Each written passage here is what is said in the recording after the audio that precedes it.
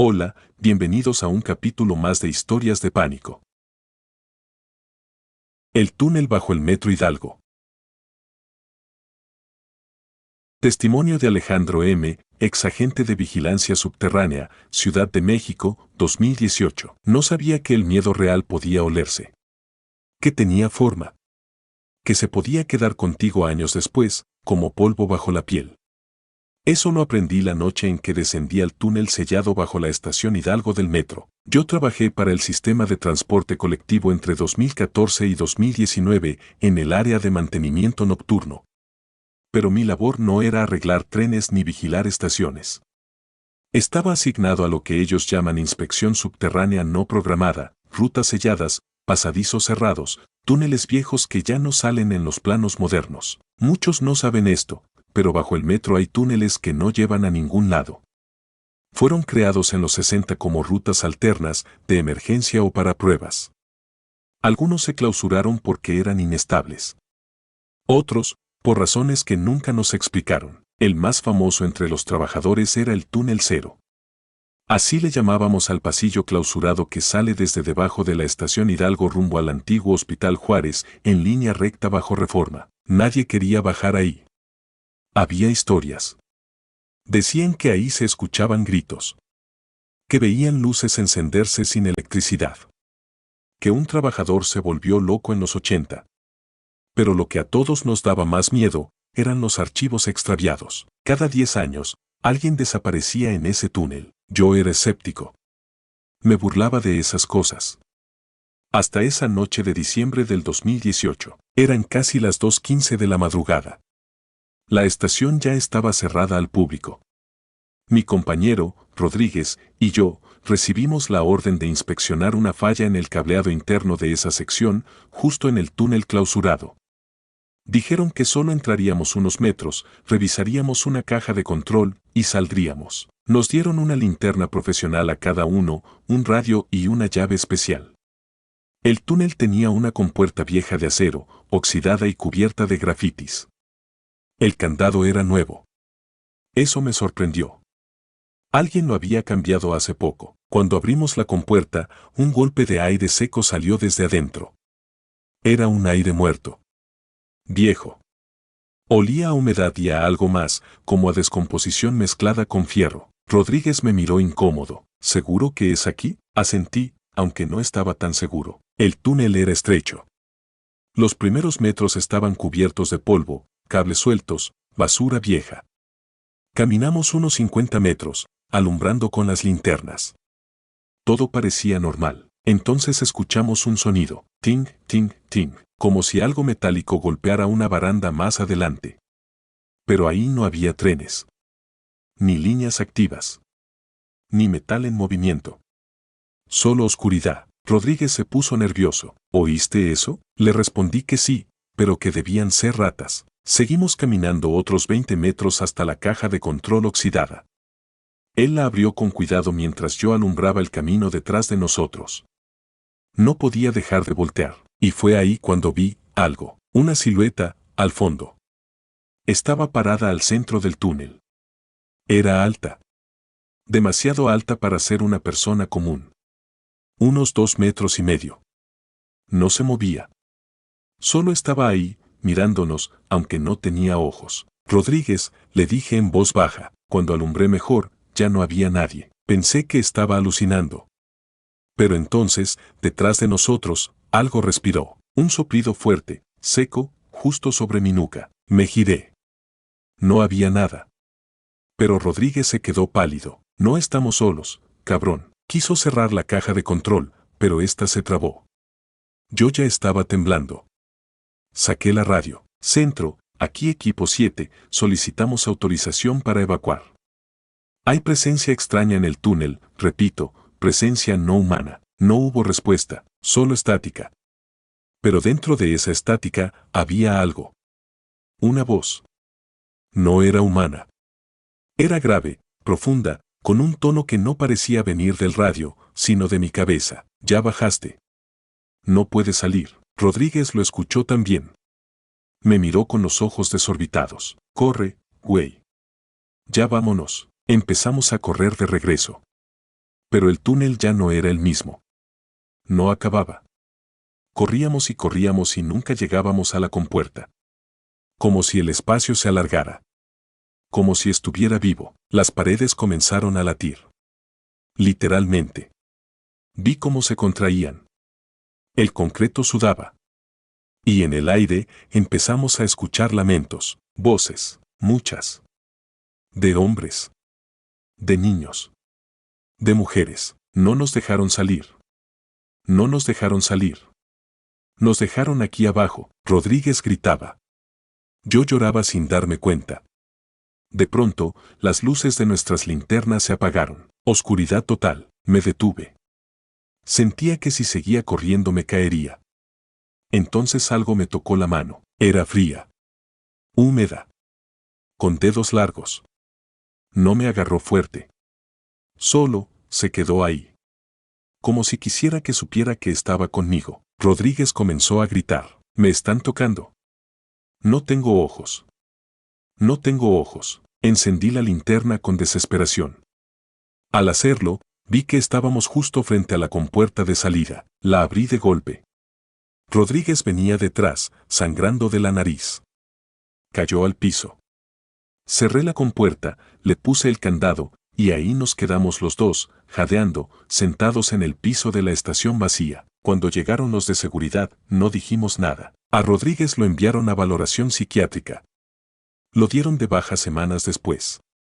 Yo aguanté un mes más. Luego pedí mi salida. Han pasado 6 años. A veces sueño con ese túnel. A veces veo esa figura alta entre la gente en los vagones. Nunca le veo la cara. Pero sé que sabe quién soy, y lo más inquietante es que cuando paso por Metro Hidalgo, aún escucho, muy bajito, esa voz grave diciendo, ya bajaste. No puedes salir. No debimos acampar en el Pico del Águila. Testimonio de Luis H., suceso ocurrido en el Ajusco, CDMX, marzo de 2021. Hay cosas que uno cree que solo pasan en videos de YouTube o en programas de lo paranormal. Yo pensaba igual, hasta que me tocó vivirlo en carne propia. Desde entonces, no he vuelto a subir a la montaña. Ni de día, ni de noche. Lo que viví en el Ajusco aún me persigue. Fue en marzo del 2021, cuando la pandemia todavía tenía todo medio apagado.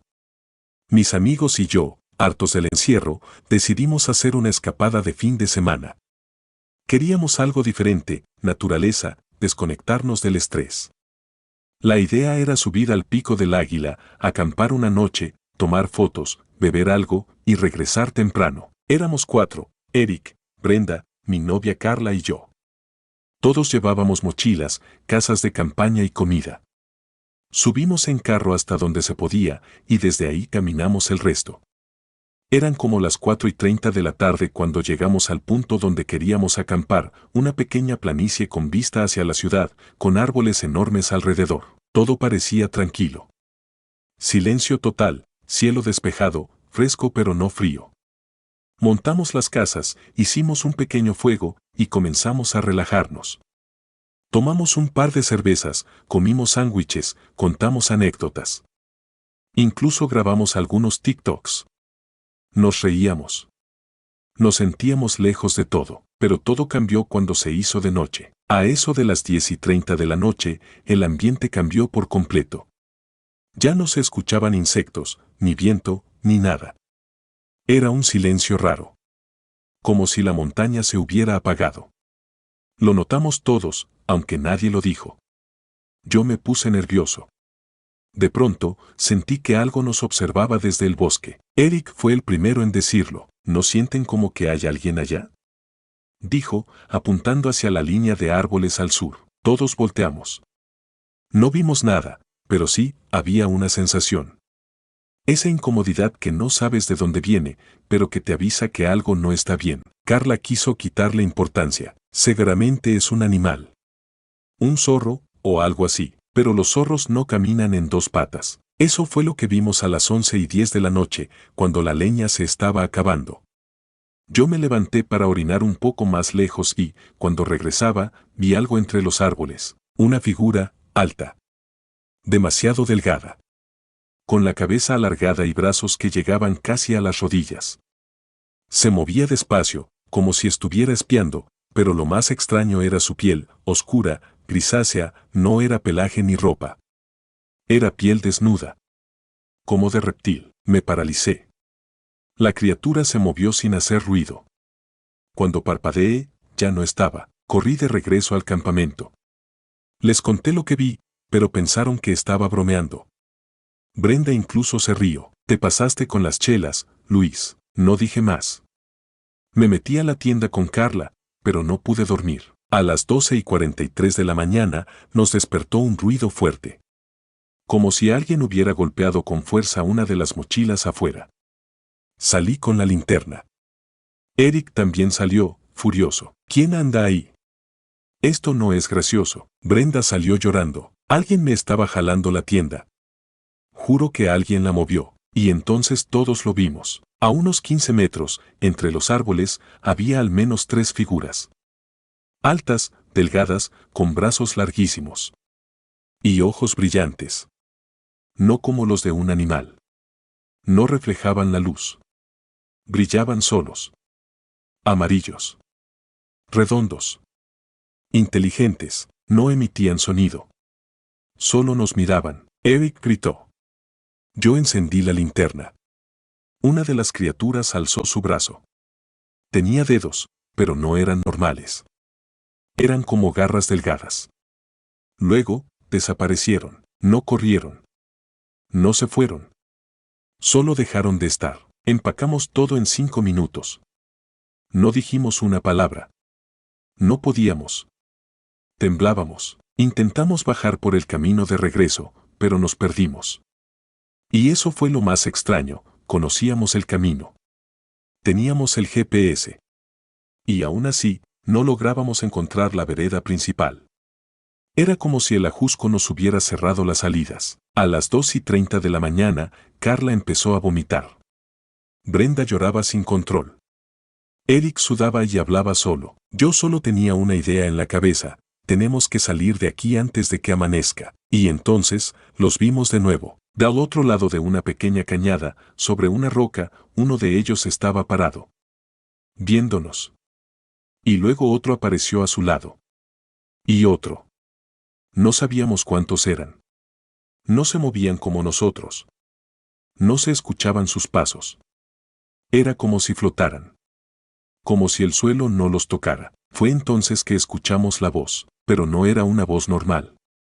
Era algo que sentías dentro de la cabeza, como si alguien hablara desde adentro de tu mente. Una sola frase, ya los vimos. Ustedes también nos vieron, corrimos. No importaba la dirección. Solo queríamos alejarnos. Pasamos por árboles que no recordábamos. Por zonas más frías. A veces escuchábamos pasos detrás. A veces un zumbido, como si algo eléctrico nos rodeara. El GPS dejó de funcionar.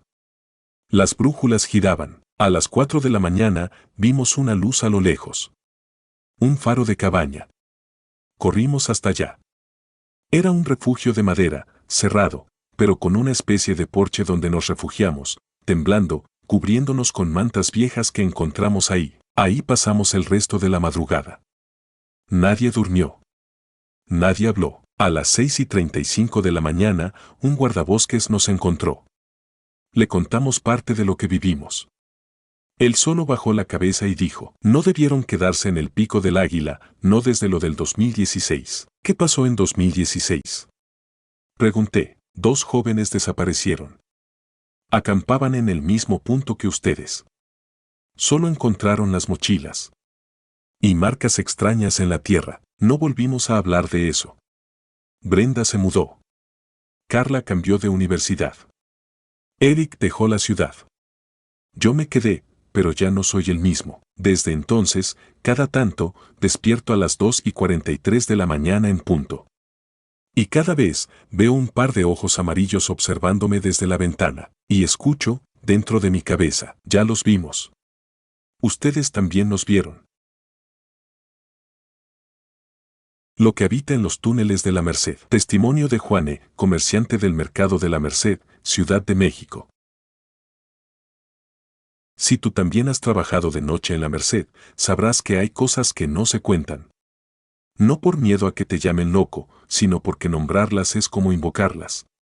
Yo cometí ese error. Me llamo Juan, tengo 44 años y desde los 16 trabajo en el mercado. Empecé ayudando a descargar costales de chiles secos, después fui marchante, luego me metí de lleno a las bodegas y la distribución nocturna. Conozco cada rincón del mercado viejo, las calles, los puestos, las entradas ocultas y sobre todo, los túneles. Sí, los túneles.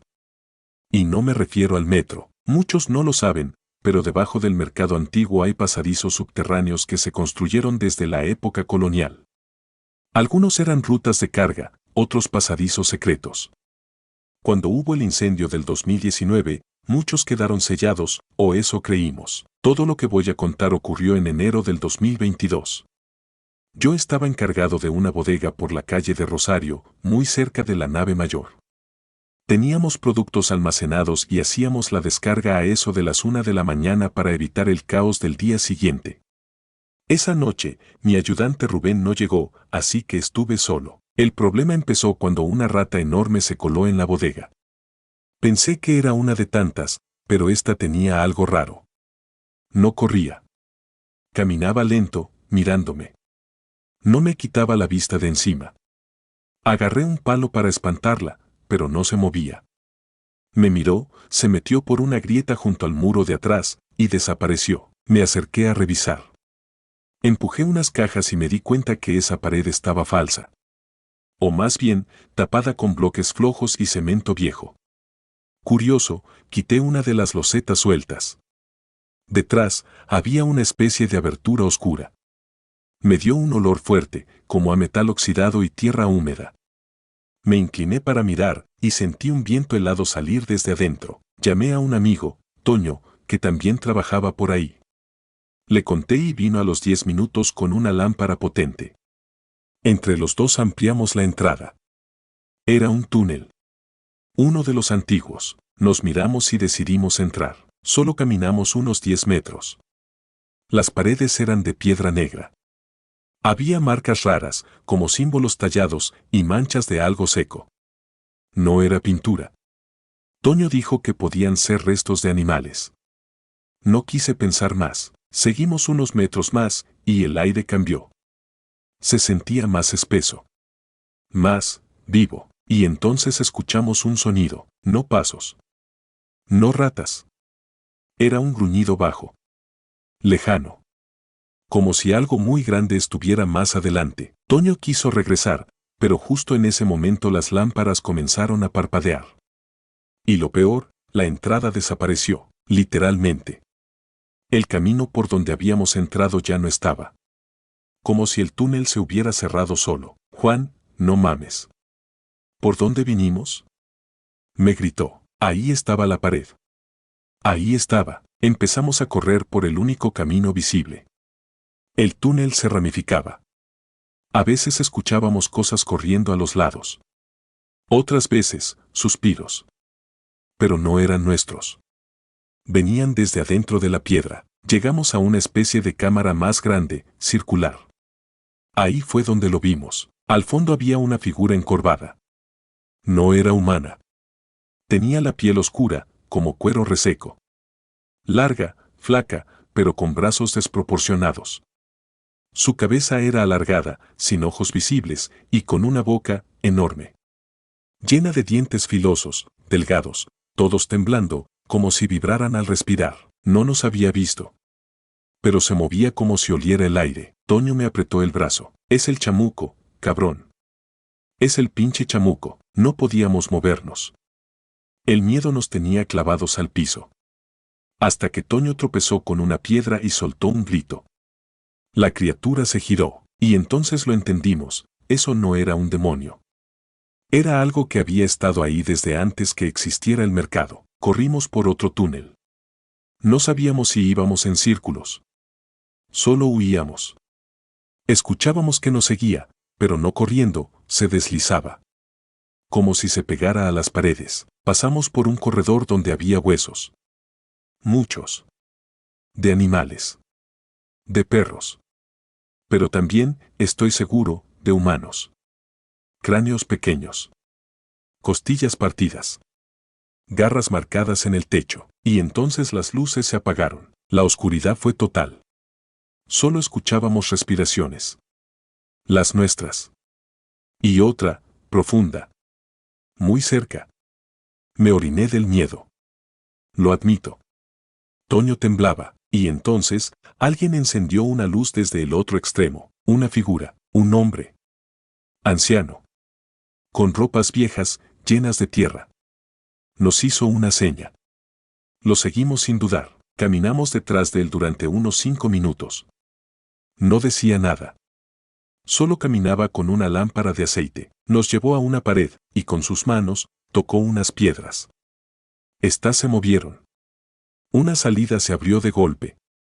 Salimos a un cuarto lleno de cajas viejas y polvo. Era una bodega clausurada del mercado. Cuando volteamos para agradecerle, ya no estaba. Toño dejó el trabajo esa misma semana.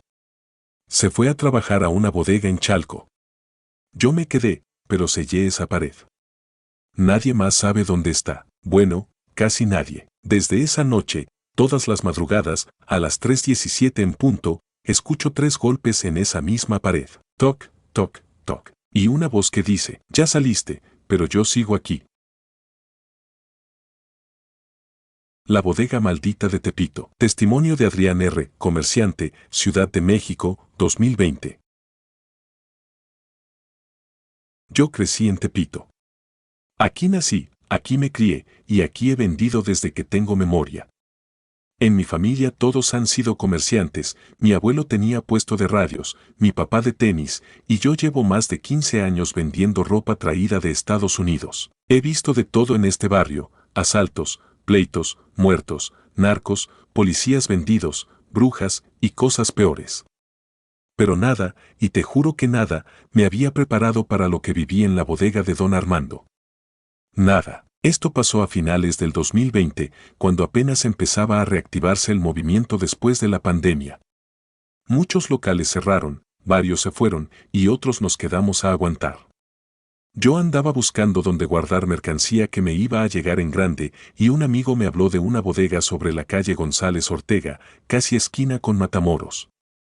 Me dijo que la rentaba el hijo de don Armando, un viejito que en sus tiempos controlaba varias cuadras de Tepito. Fui a verla. La fachada era normal, portón de lámina, paredes grafiteadas, techo bajo. Por dentro, estaba abandonada, polvosa, pero amplia. Olía raro, como a humedad estancada y algo más, como flores podridas. No hice caso. El precio era barato y la ubicación perfecta. Cerramos trato. La primera noche que guardé mercancía ahí, algo se sintió raro. Eran como las 9, yo iba saliendo cuando escuché que algo cayó dentro. Pensé que era una caja mal apilada. Entré de nuevo. Nada. Todo estaba igual. Pero al regresar, encontré la puerta abierta cuando yo juro que la había cerrado. Lo peor vino días después. Estaba solo, revisando inventario, cuando de repente escuché un susurro.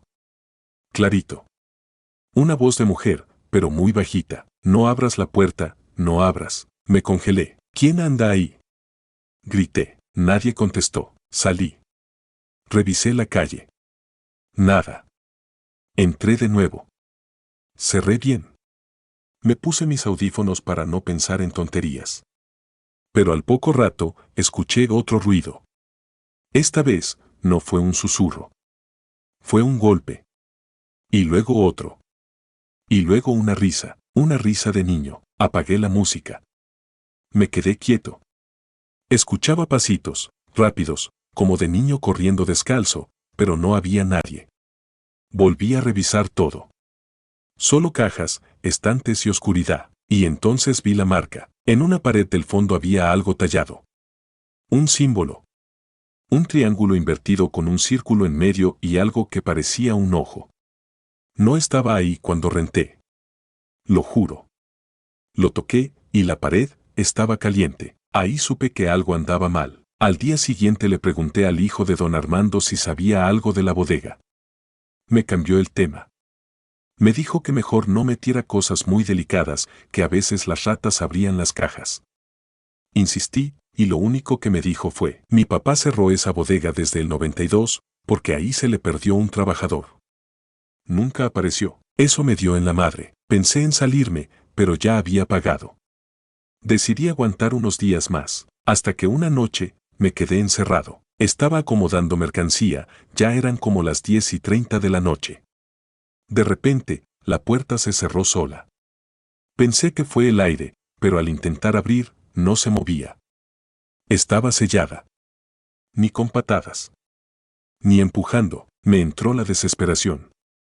Saqué mi celular. Sin señal. Apagué y prendí. Nada, y entonces lo escuché. Una voz, pero dentro de mi cabeza. Aquí no se sale, Adrián. Me paralicé. La luz se apagó. Total oscuridad. Solo tenía la linterna del celular. La encendí. Empecé a caminar hacia la pared, buscando algo, una ventana, lo que fuera, y la vi, una niña. De espaldas.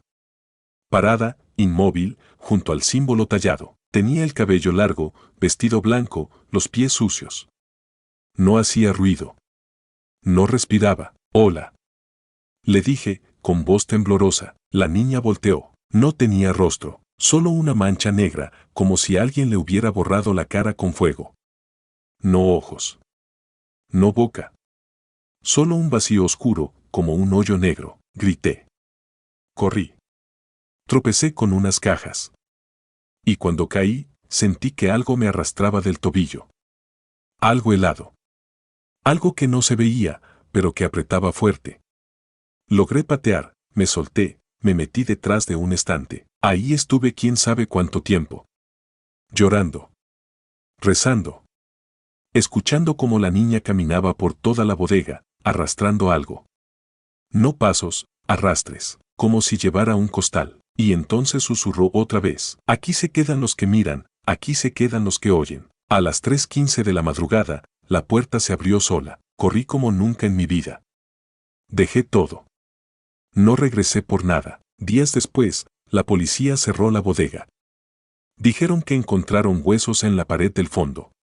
De varios cuerpos. Todos sin rostro.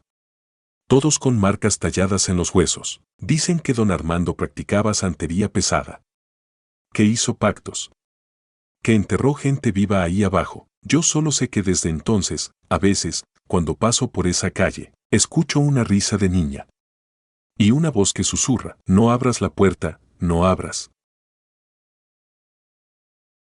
No mires hacia el claustro. Testimonio de Arturo V., ex policía auxiliar, Ciudad de México, 2016. Yo fui policía auxiliar durante 14 años. Trabajé en varias zonas de la Ciudad de México, pero hubo un sitio donde vi algo que hasta la fecha no me deja dormir tranquilo, el Desierto de los Leones, en Coajimalpa. Muchos piensan que es solo un bosque tranquilo con un viejo convento para turistas. Lo que no saben es que, cuando cae la noche, ese lugar cambia. Se siente vivo. Como si los árboles respiraran y el silencio te escuchara. Lo que voy a contar pasó en diciembre del 2016. Me asignaron una guardia especial como refuerzo nocturno. La alcaldía tenía reportes de robos en zonas cercanas al parque y nos tocó patrullar la zona del antiguo convento. Éramos dos, el oficial Cárdenas y yo. Nos dieron un radio, linternas, y nos dejaron en una camioneta que se estacionó cerca del acceso principal. El bosque estaba helado, completamente oscuro, y el convento parecía abandonado de siglos, no de años. Cárdenas era bromista. Me dijo que ahí espantaban, que habían visto monjes caminando sin cabeza y que la campana del claustro a veces sonaba sola. Me reí. No creo en fantasmas, o no creía. Esa noche me cambió. A las 2:10 de la mañana recibimos por radio un mensaje extraño. Una voz rasposa, con estática, decía, puerta norte, abierta, movimiento interior. Respondimos que verificaríamos. Caminamos hasta la entrada lateral del convento. La puerta de reja estaba ligeramente entreabierta. No debía estarlo. Nadie tenía acceso después de las 6 de la tarde. Entramos con linterna en mano. La estructura estaba helada. Las paredes de piedra absorbían todo sonido. cada paso retumbaba. Se sentía una humedad densa, casi como si estuviéramos bajo tierra. Cárdenas fue el primero en notar algo. ¿Ya viste eso? Apuntó hacia uno de los pasillos que llevan al claustro interno. Había marcas de pisadas mojadas en el suelo. Pero no eran recientes. Eran raras. Como si fueran huellas de pies descalzos, pero mal formadas. Largas. Como si los dedos se estiraran más de lo normal. Seguimos el rastro. Las huellas nos llevaron hasta la sala de oración, una capilla abandonada. Al entrar, la temperatura bajó aún más. Nuestra respiración salía como humo, y ahí la vimos, una figura arrodillada en el centro del salón. Vestía lo que parecía una túnica blanca. No se movía. Estaba rezando en voz baja, pero lo que decía no era español. No era latín. Era otra cosa. Algo gutural. Antiguo. Cárdenas le gritó. Oficiales de seguridad. Identifíquese. La figura se levantó lentamente. No volteó. Solo se incorporó con movimientos suaves, como si flotara. Se giró y no tenía rostro. No era una máscara. No era sombra. Era piel lisa donde debería haber ojos y boca. Cárdenas gritó. Yo retrocedí. La figura caminó hacia nosotros sin levantar los pies del suelo. Emitía un sonido grave, como si algo dentro de ella vibrara con rabia. Disparamos al aire. No se detuvo, corrimos. Salimos de la capilla directo al claustro, y ahí fue peor. En el centro del patio, alrededor de la fuente seca, había más figuras. 5. O 6. No sé. Todas iguales. Con túnicas blancas, sin rostro, de pie en silencio. Nos rodeaban, pero no se movían.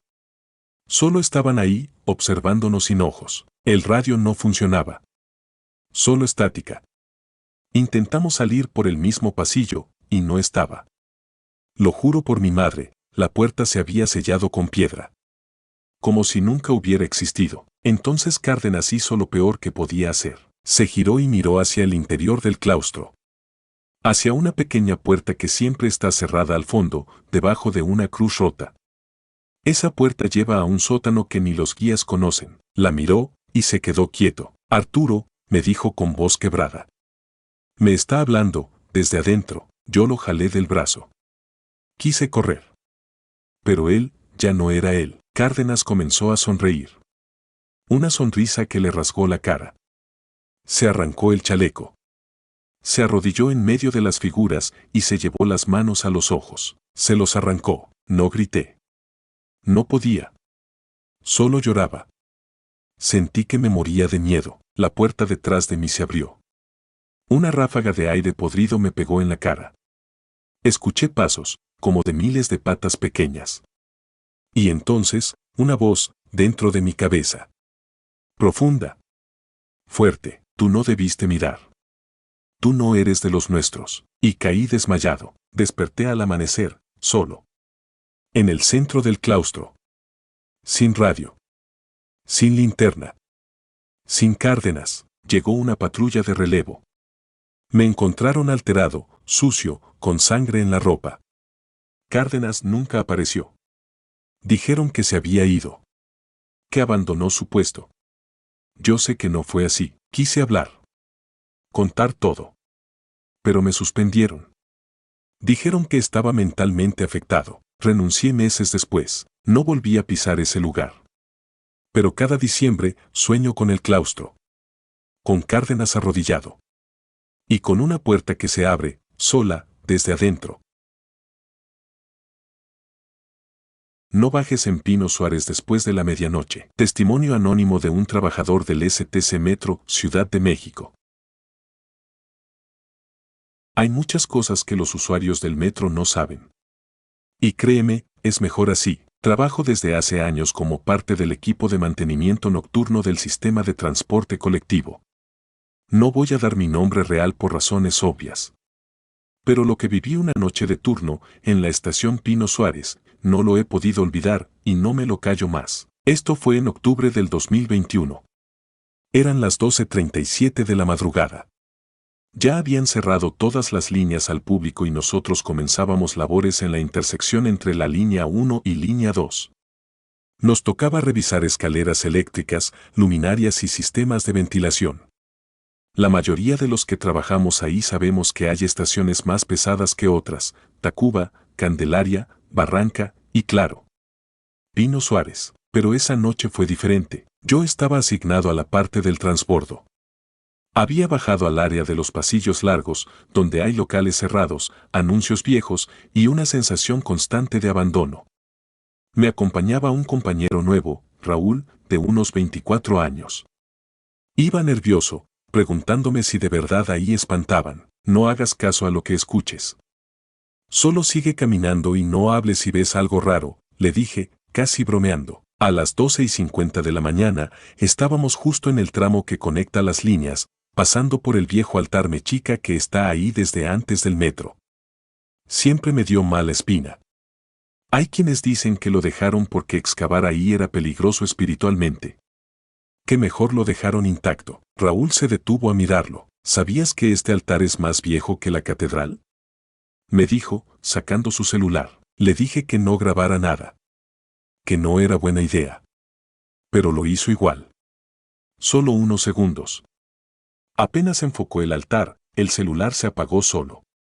Se quedó en negro, aunque tenía batería. Nos reímos nerviosos. Seguimos caminando. Fue cuando escuchamos los pasos, pero no venían del frente. Venían detrás de nosotros. Nos giramos. Nada. El pasillo estaba vacío. Seguimos. Los pasos también. ¿Hay otro equipo aquí?, preguntó Raúl. No. Solo nosotros dos en este sector. Apuramos el paso. Y entonces la luz parpadeó. 1, 2 veces. Y se fue. Nos quedamos en penumbra total, solo con la linterna que yo traía en el cinturón. La encendí y ahí fue cuando lo vimos. Al fondo del pasillo, parado justo en la bifurcación hacia línea 2, había alguien. Era una figura alta, muy delgada. Vestía una bata como de paciente de hospital, pero no parecía moverse. No podíamos verle la cara. Solo estaba ahí, inmóvil, como si nos mirara. ¿Oficial? ¿Está bien?, grité. La figura giró su cabeza lentamente hacia nosotros y se deslizó hacia el túnel derecho. No caminó. No hizo ruido. Solo desapareció en la oscuridad. Raúl comenzó a temblar. No fue un guardia, ¿verdad?, negué con la cabeza. Ya no estábamos trabajando. Ya estábamos sobreviviendo. Intentamos salir. Pero los accesos estaban cerrados. Las compuertas de mantenimiento, bloqueadas. Como si alguien las hubiera cerrado por fuera. Sacamos el radio. Estática. Y entonces la vimos otra vez. Estaba en el techo. Sí. Pegada al techo como una araña, con los brazos y piernas estirados.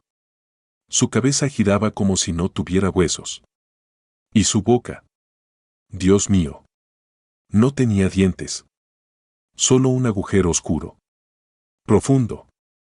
Como si tragara luz. Nos apuntó con un dedo. Y escuchamos su voz en la cabeza. Este lugar es nuestro desde antes que ustedes lo pisaran. Y ustedes miraron donde no debían mirar. Raúl gritó.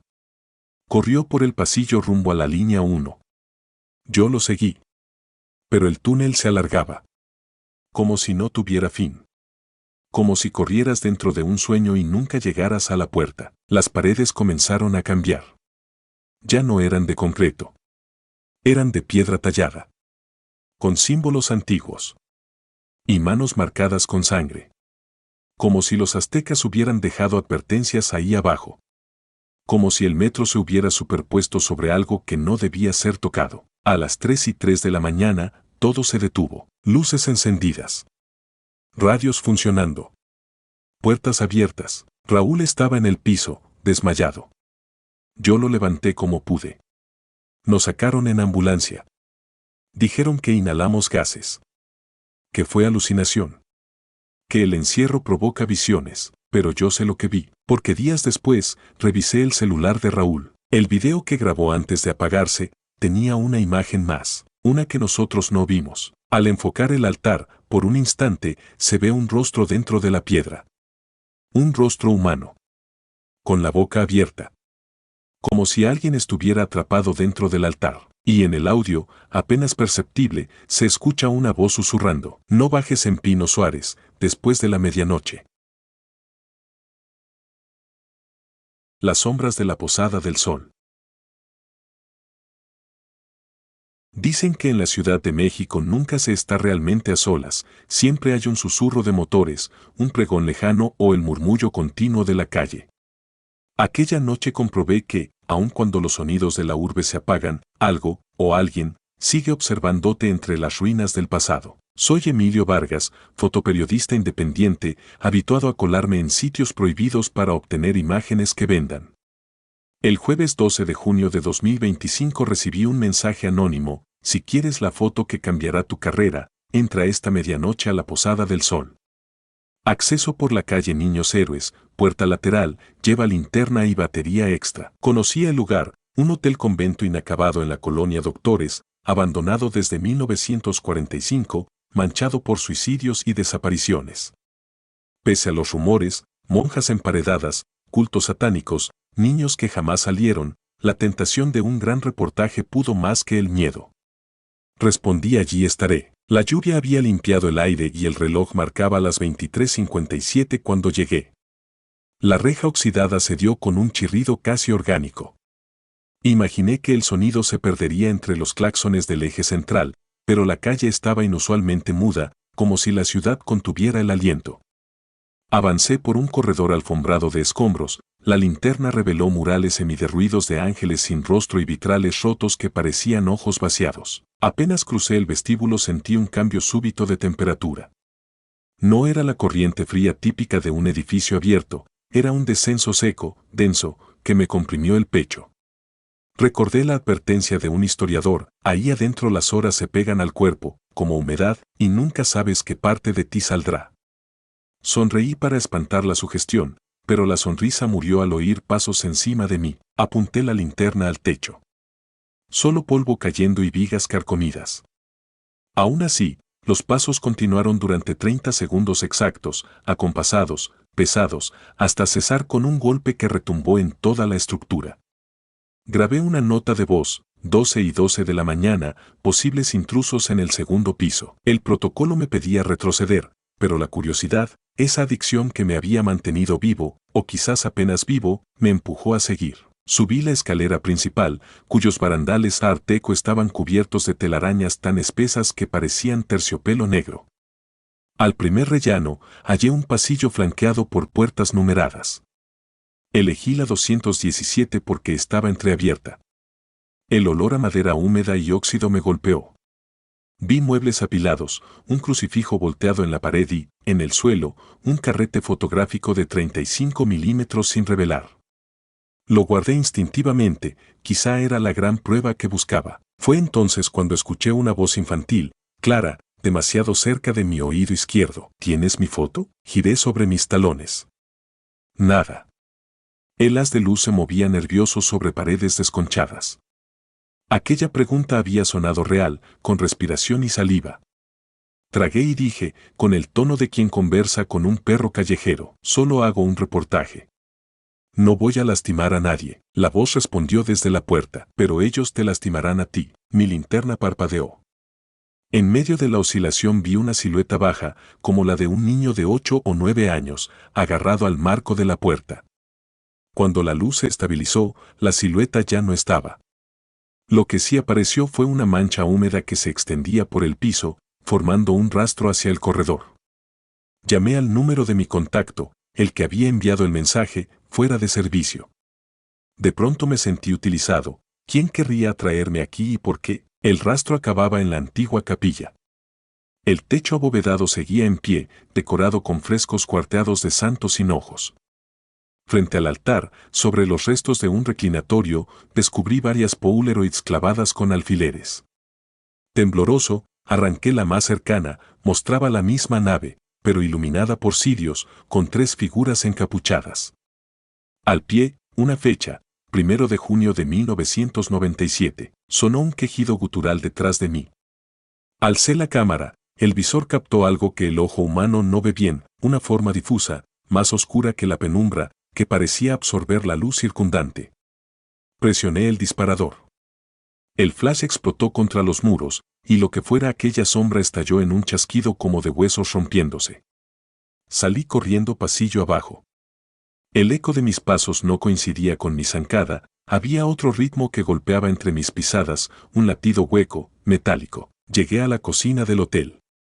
Estufas de hierro fundido y calderos ennegrecidos por décadas de herrumbre. Allí el olor era distinto, carne rancia y leche agria. Empujé una puerta de vaivén, las bisagras chillaron y el grito de metal pareció prolongarse demasiado, como si el eco diera vueltas. Al fondo, sobre una mesa, yacía una muñeca antigua, con vestido de encaje amarillento. Tenía los ojos cosidos con hilo rojo y, encima del regazo, descansaba una nota escrita a mano. La trayectoria de la bala describe el miedo. Quien dispara olvida, quien recibe recuerda. No comprendí. Al alzar la muñeca, debajo encontré un casquillo de 9 milímetros y un candado de bicicleta oxidado. Tomé una foto de ambos objetos por si era una escena forense olvidada. El flash iluminó la estancia un instante, reflejando docenas de motas de polvo, y otra cosa, la silueta de un hombre alto con uniforme de policía, visible solo en el fogonazo. Cuando mis pupilas se reajustaron, no había nadie. Pronto caí en la cuenta de algo escalofriante, la Posada del Sol linda con la antigua comandancia de la colonia Doctores. En 1982 hubo un caso famoso de un oficial que entró a investigar ritos clandestinos y nunca regresó. Busqué su nombre en el móvil, oficial Arturo Pacheco, y sentí un nudo al leer que lo hallaron meses después, ahorcado con su propio cinturón, exactamente donde yo estaba. El frío se hizo insoportable. Mis dedos se entumecían sobre la cámara. Al girar para salir, la puerta de vaivén se cerró sola con violencia, partiéndose en dos. Corrí de nuevo al vestíbulo, pero las escaleras hacia la salida parecían más largas, como si el edificio se hubiera estirado. En las paredes, palabras garabateadas en carbón aparecían donde antes había pintura lisa: no hay salida, ya entregaste tu foto, nos debes tu voz. Comencé a hiperventilar. Me dije en voz alta que era cansancio, droga ambiental, moho, cualquier explicación racional. Pero la cordura se quebró cuando escuché un silbido infantil entonando las mañanitas a mitad de la madrugada. Quien conoce la tradición urbana sabe que, si oyes ese canto en el centro, es un mal presagio, alguien recuerda tu cumpleaños, incluso si no lo es. En un pasillo sin numeración llegué a la habitación 000, marcada con pintura fresca, imposible en ruinas tan viejas. La puerta estaba entreabierta y olía a cera encendida. Empujé. Dentro encontré un cuarto idéntico al de mis abuelos en Tacuba, misma cama de latón, mismo reloj de péndulo detenido a las 3:07. Una ráfaga eléctrica recorrió mi espalda. Había traído a mi abuelo esa hora, la noche en que falleció, mientras yo, niño, miraba sin comprender la luz de la ambulancia. Sobre la colcha vi la Polaroid más reciente, yo, hoy, sosteniendo la linterna, captado desde arriba. En la esquina inferior, la leyenda faltas tu misma hora. Me mareé. ¿Quién tomaba esas fotos? ¿Cómo? El silencio fue interrumpido por el clic clic clic de una cámara instantánea disparándose detrás. Al volverme, no vi operador, únicamente la duda materializándose en la imagen que brotaba de la ranura de una Polaroid invisible. El papel cayó al piso, no quise tocarlo, pero la curiosidad me dominó. La foto mostraba mi cadáver colgado en el vestíbulo, la lengua morada, los ojos desorbitados. La noción de destino me agarró de la garganta. Huí tropezando con muebles. De alguna forma llegué al salón de baile principal. Allí, las ventanas tapiadas filtraban luces rojas intermitentes, como el giro de patrullas en la calle, aunque afuera no se oía sirena. En medio del salón había un círculo de sillas plegables. En cada asiento, un maniquí vestido con trajes de invitados de los años 40, sus cabezas de yeso miraban al centro, donde ardía una sola vela negra sobre un negativo fotográfico gigante.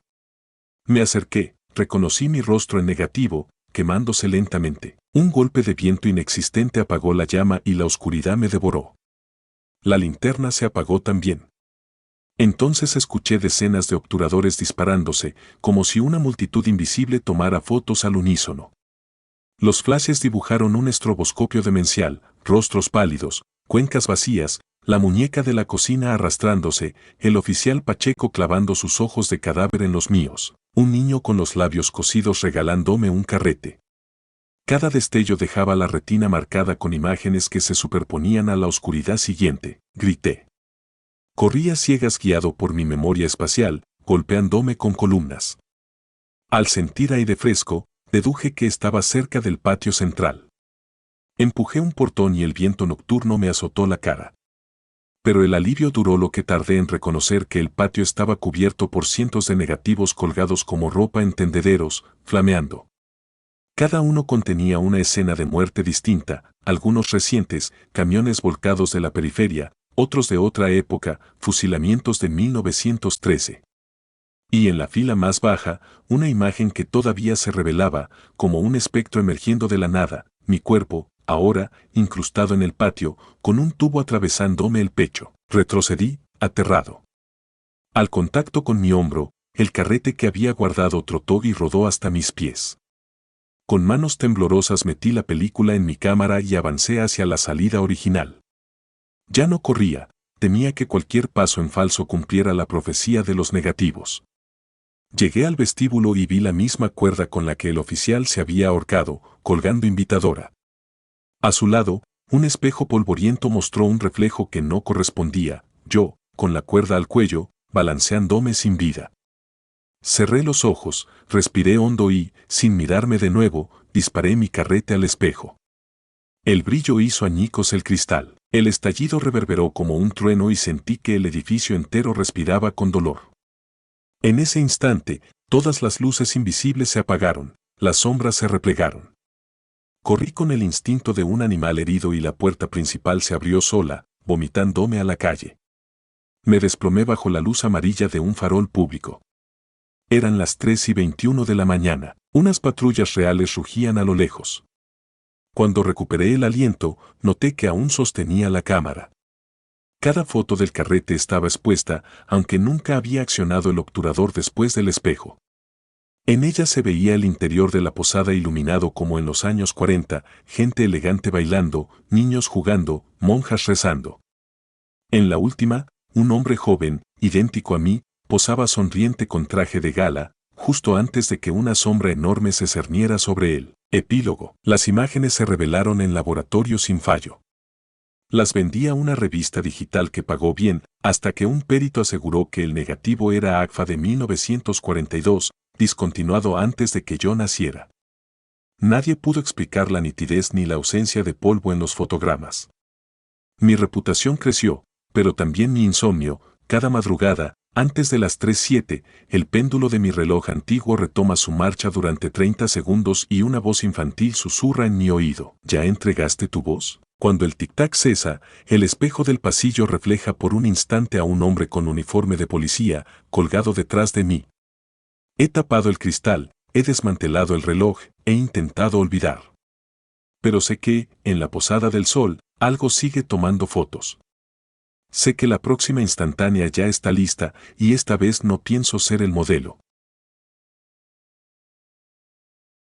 Noche cerrada en la Casa Negra. La colonia Roma guarda secretos detrás de sus fachadas Art Nouveau, pero ninguno tan espeso como el de la vieja casona de Álvaro Obregón 191.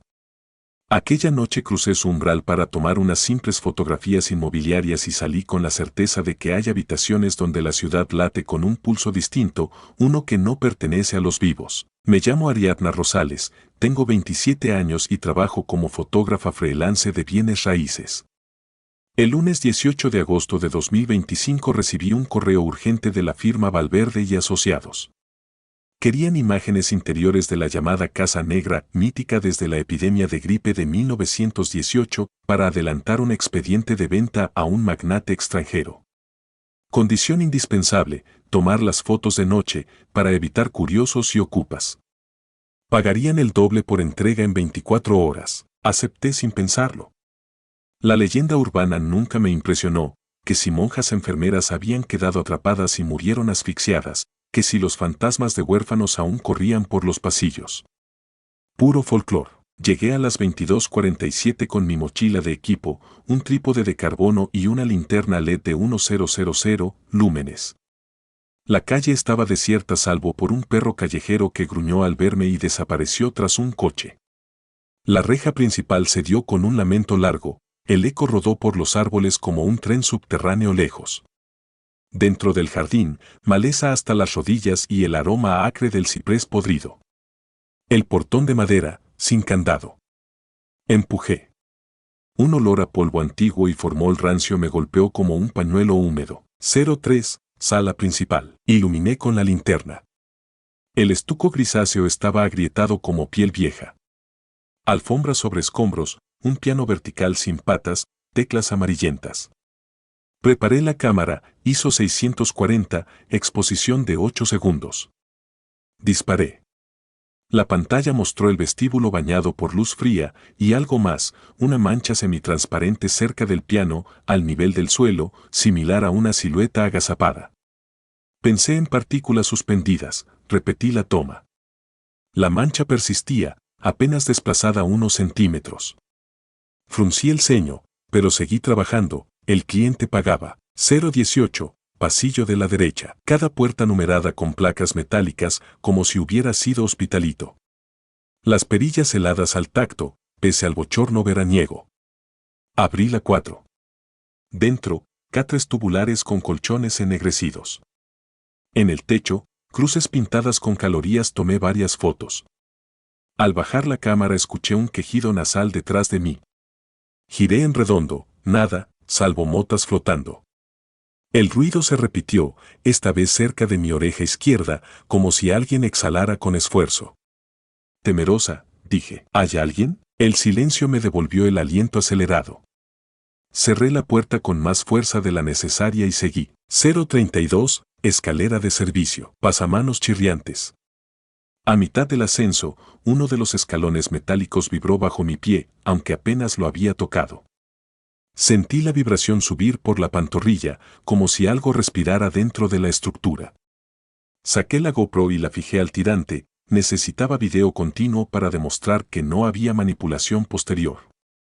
Un crujido me hizo alzar la vista, arriba, dentro de la penumbra, se balanceaba un bombín antiguo colgado de un clavo. No estaba en la toma anterior. Coloqué la linterna contra la barandilla, apuntando al sombrero, y disparé una ráfaga. Al revisar, vi el bombín girando, proyectando sombra circular, y, contra la pared, la sombra de una cabeza que no existía bajo el sombrero. Tragando saliva, seguí subiendo. 041, ala norte, segundo piso. Corredor estrecho con ventanales hacia la calle. El cristal empañado por dentro mostraba huellas dactilares pequeñas, como de niños, marcadas hacia afuera. Me acerqué para enfocar y descubrí que las marcas eran húmedas, recientes. La noche estaba seca. El obturador aún no se cerraba cuando un golpe sordo sacudió la puerta al fondo. El corazón me martilló el pecho, el ruido no se repitió. Me forcé a pensar en gatos atrapados. Abrí la habitación 11. Allí el aire era insoportablemente frío. En la esquina, un maniquí de sastre sin brazos, cubierto por cobertor quirúrgico verde. El cobertor se movió levemente, como inflado. Retrocedí un paso y algo crujió bajo mi bota, una placa metálica con el nombre Sor Inés Carrera, 17 de septiembre de 1919. Al inclinarme a fotografiarla, el maniquí se desplomó. La tela cayó arrugada, revelando que el torso de madera estaba cubierto de marcas de bisturí, ranuras irregulares y profundas, como si alguien hubiera practicado incisiones reales. Tomé la foto con manos temblorosas. 055, archivo clínico. Encontré la puerta semiabierta. Dentro, archiveros volcados y carpetas desintegradas. Destacaba una mesa con 8 frascos de vidrio alineados. Cada uno contenía un líquido turbio y, en el fondo, algo blanquecino flotaba en espiral. Acerqué la linterna, eran ojos humanos, preservados en formaldehído. Los globos oculares, lechosos, aún tenían iris verdosos que parecían buscar la luz. No pude evitar un grito ahogado.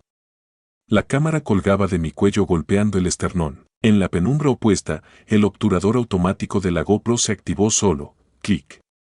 Su luz roja parpadeante me señaló un armario. Alcé la lente larga distancia y enfoqué. Dentro, entre carpetas, se asomaba medio rostro infantil, piel cetrina pegada al hueso, sin labios. No brillaban los ojos, solo cuencas vacías. Al segundo parpadeo del LED, el rostro desapareció. El mareo me obligó a recostar una mano en la mesa. Sentí el golpe rítmico de mi sangre en las sienes. Pensé en salir, pero la avaricia profesional venció. Necesitaba la imagen definitiva. Una 7, capilla interior. En la planta baja encontré el oratorio. Banco partidos, veladoras vacías y un retablo chamuscado. Del techo pendían cuerdas que alguna vez sostuvieron lámparas de aceite. Bajo una de esas cuerdas vi un diario forrado en cuero, curvado por la humedad. Lo abrí con cautela, páginas barnizadas de mugre. La letra temblorosa registraba la llegada masiva de pacientes en 1918, no hacemos espacio, hacemos fosa común de pasillos. Más adelante, la nota de 19 de enero de 1919, el sacerdote no regresa desde que oyó el canto en la azotea. Las campanas suenan solas, pero nadie las ve. Mientras copiaba mentalmente la cita, las cuerdas sobre mí tiritaron, agitadas por corriente invisible. Un sonido tenue de campanilla se coló desde arriba, nítido. Guardé el diario en la mochila, prueba histórica, y corrí escalera arriba hacia la azotea. Una 16, azotea. La ciudad se extendía en ocres tenues. Sobre la losa, estructuras metálicas corroídas, tinacos secos y, al centro, una torreleta con campana minúscula, rota. Sin viento, la campana se balanceó, golpeando. Su tañido resonó en mis tobillos, como un recuerdo físico. A la luz lechosa de la luna, la GoPro captó un destello. Me giré, el borde de la azotea estaba plagado de siluetas grisáceas paradas en fila, todas mirando hacia adentro, inmóviles. Parecían monjas por su tocado rígido, pero donde debería haber rostro había un hueco negro. Una de ellas avanzó un paso, el cemento crujió. Di dos hacia atrás. Otra silueta cruzó el campanario, oscilando como proyección cinematográfica. Tomé una fotografía con flash, destello blanco, retina dolorida. Cuando la visión regresó, la azotea estaba vacía. Una 22, vértigo. Las piernas me flaquearon. Regresé por la escalera exterior. A mitad de descenso, una brisa pútrida subió del hueco y algo me rozó la pantorrilla, dedos fríos, largos. Mi zapato resbaló, estuve a punto de caer. Me detuve en el descanso y comprobé el video de la GoPro. En los últimos fotogramas se veía mi silueta, y detrás, una cara sin piel pegada a mi nuca, los dientes descubiertos, como lamiendo el aire. Cerré la vista para no vomitar. Una 30, planta sótano. Corrí hacia la salida, pero la puerta principal estaba cerrada con cadena nueva. No la dejé así. Un estruendo en la cocina vieja me hizo girar. Mi linterna reveló azulejos rotos y mesas plegables carcomidas. Sobre la encimera, dos marionetas de ventrílocuo, desconocidas, sentadas. Cada una portaba placas quirúrgicas en miniatura alrededor del cráneo. Cuando parpadeé, sus cabezas cambiaron de posición, ahora me miraban directo. Detrás, se abrió un refrigerador vetusto. Un golpe metálico. Algo cayó al suelo y rodó, un frasco idéntico a los de la oficina clínica, con un ojo flotando que parecía seguirme. Retrocedí y choqué con una camilla. Las ruedas chirriaron solas, el mueble avanzó hasta bloquear el pasillo. El móvil vibró en mi bolsillo, una 33, llamada de número privado. Contesté. Al principio solo descompensación de estática, luego una voz infantil, distante. Te toca bajar al canto, cortó. La pantalla se fracturó espontáneamente, telaraña luminosa. Una 40, escalera al aljibe. En la cocina descubrí un trampón de hierro. Los goznes cedieron. Un hedor de humedad estancada y desinfectante viejo. Bajé con cuidado, necesitaba otra salida. A cada paso, goteos marcaron un compás irregular. El túnel terminaba en el aljibe de la casa, una bóveda circular, muros cubiertos de moho y símbolos pintados con pintura roja aún fresca, cruces invertidas y números romanos desordenados. Al centro, un círculo de sillas plegables rodeaba un tocadiscos sin aguja. Sobre la tapa moteada había un fonendoscopio y un tarro metálico de hospital. Me acerqué y noté dentro una masa blanquecina pulsando. El tarro se movió, un chillido agudo emanó. Retrocedí con el corazón girándome en el pecho. Las lámparas de emergencia a pilas parpadearon sin ritmo. Conforme la luz titilaba, distinguí alrededor del aljibe decenas de figuras de yeso, pies y manos amputados, torsos sin cabeza, acomodados como público silencioso. Supe de pronto a qué se refería la voz con el canto, no era campana, era llanto coral. Y empezó. Un murmullo grave, polifónico, brotó de todas las direcciones. Una vibración en los tímpanos que olía a cloroformo. Las figuras parecieron inclinarse. El tocadiscos giró sin electricidad, de sus bocinas brotó un canto gregoriano distorsionado. Un líquido tibio me tocó el empeine. Miré, la masa dentro del tarro se desbordaba, bajando lenta, pegándose al suelo como un caracol gigante. Tenía forma vaga de cráneo infantil, sin mandíbula. De su interior, un ojo único, pálido, me enfocó. Corrí escaleras arriba con un grito seco. Una 55, frenesí y escape. El pasillo fue una trampa, la camilla se movía sola detrás de mí, los muñecos hacían chasquidos de madera. Empujé una puerta al azar y di con la biblioteca. El olor a papel mojado era tan fuerte que me mareé, pero ahí estaba una ventana con marco carcomido. Sin pensar, golpeé el cristal con la cámara DSLR, la lente se astilló, pero el vidrio cedió. Salí al tejadillo del primer piso. La caída hasta el jardín fue más alta de lo que parecía. Al aterrizar torcí el tobillo y vi destellos blancos en mis ojos. Aún así, me arrastré fuera, gateé entre la hierba y salí por la reja que parecía más oxidada que al entrar. Una bocina de la patrulla vecinal rugía a 2 cuadras, corrí tambaleante hacia la luz pública. No volví la vista hasta sentir asfalto bajo las manos. Cuando miré de reojo, la fachada de la casa negra parecía inerte, sin luces ni sombras. Pero el bombín del segundo piso pendía fuera de la ventana rota, meciéndose en un viento que nadie más sentía. Entregué el material a Valverde y asociados al amanecer. Ellos rechazaron las fotos, todas estaban sobreexpuestas o veladas por manchas inexplicables. La GoPro solo grabó audio, respiraciones, pasos, un canto coral en latín que ningún perito logró identificar con exactitud. Nunca me pagaron. Desde esa noche, cada vez que revelo imágenes en mi estudio, aparece una mancha lechosa en la esquina inferior, la forma de un ojo girado hacia mí. El veterinario confirma que mi perro ahora gruñe al pasillo vacío de mi departamento a las 01:33 en punto. Nadie más lo escucha, pero yo sí, un lamento nasal, lejano, que repite 3 veces mi nombre antes de desvanecerse en un silencio demasiado denso para pertenecer a esta ciudad. He pensado volver a Obregón 191 con un sacerdote o con la prensa. Sin embargo, cada vez que lo decido, encuentro en el buzón un boleto de tranvía de 1919 con la misma frase, te toca bajar al canto. El papel huele a formol. Sé que algún día cederé, porque la curiosidad que me metió allí la primera vez nunca se sacia, solo se duerme. Y cuando despierte, puede que mi cámara vuelva a disparar, pero no estoy segura de que la silueta enfrente del objetivo sea la mía o la de alguien que ya no pertenece a las aceras iluminadas de la Roma.